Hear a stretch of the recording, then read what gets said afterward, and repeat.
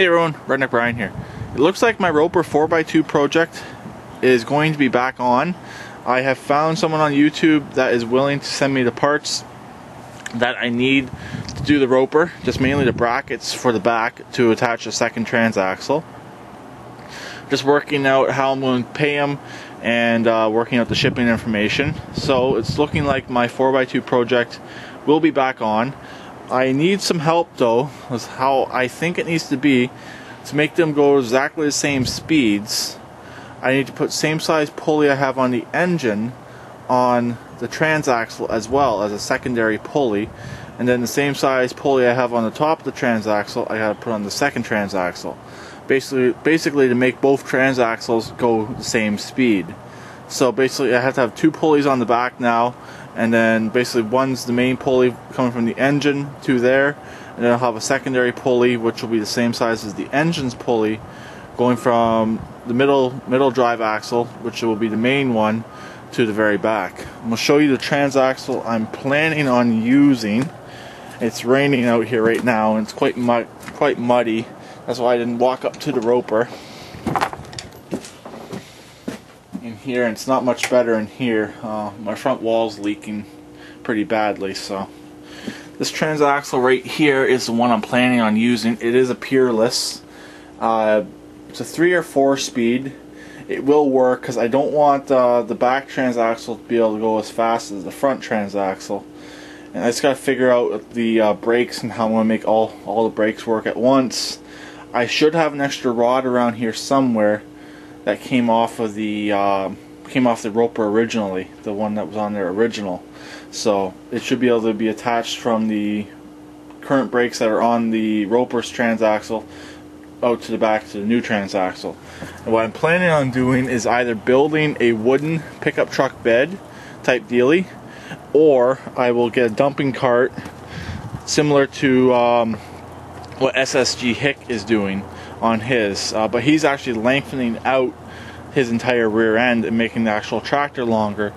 I am actually building a 4x2, so I'll actually have 4-wheel drive. Technically 4-wheel drive. If I lock both transaxles, I will have full 4-wheel drive on the back end.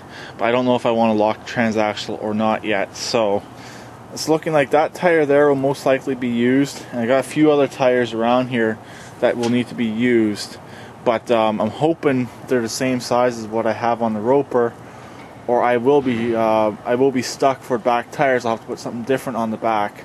But the guy I bought the Roper from said if I need more tires, if I ever do need tires, go on out there, he'll give them to me. So he has them, and he has a lot of them. So it costs him more money to get rid of them than it would be for someone to just take them off his hands if they're still good, if they're not cracked or anything.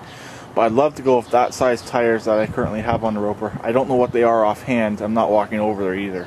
So this one I got sitting underneath the back end of this Craftsman. That one actually won't work. It's the wrong spindle. That's a 3-bolt. I do have a set of tires though, a good set, behind the shop here, right back in there. It's the one sitting on top, I believe. So those are the ones that were on the back end of the Craftsman originally. I believe they're the same size as what's on the Roper. So it's looking like my 4x2 project is back on. Hopefully I can get these parts in and figure out how I'm going to extend the frame. Most likely, so I want to keep most of this thing intact, but I don't care about these 2 bolts right here. I mainly need just these bottom 2 bolts left on here. So I'll most likely cut it right around here. So basically this part here will line up. Move this out of the way. This part here will line up with the back of my frame, because the frame stops right here, just right around here. And then I want to keep this a little bit long, so this section here will actually go underneath the back half of that, hopefully, if it will work. If it will work that way. But if it won't work that way, what I'll do is I'll cut it off flush all the way around, basically mainly just the bottom. Actually, yeah, just a little bit on the bottom I'll have to cut off. I think I haven't pulled this thing apart yet to see how I'm going to do this yet. And basically I will add on this extra back half of the frame, about 3 feet. About 2 or 3 feet long. About closer to 2 feet long, so 24 inches. So that's my idea of what I'm going to do. And then the front half of this is going to be my engine test stand. So I mainly only want to use the straight section right here. If I had another one of these frames, I'd probably make it double the length, but I don't need it that long, so I'll figure it out and figure out how I'm going to do this. But yeah, looking like the 4x2 is back on. It's going to be cool. It's going to be a fun project. So I'll talk to everyone later. Please keep it redneck like always, and please subscribe and comment.